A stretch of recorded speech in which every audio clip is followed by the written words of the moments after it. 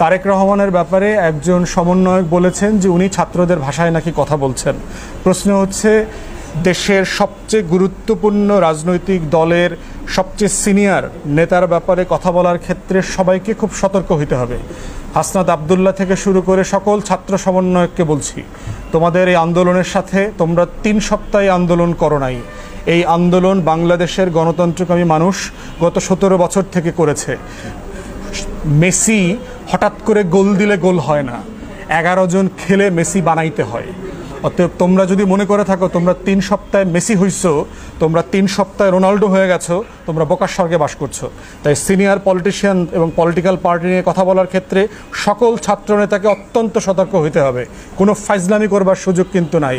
কারণ তোমরা কে কয়জন মারামারি করছো, কোন তারিখ থেকে কোন তারিখ মারামারি করছো, তোমরা কয়জন আহত হইছো আর কয়জন নিহত হইছো, সব কিছুর গল্প আমরা জানি। তাই তারেক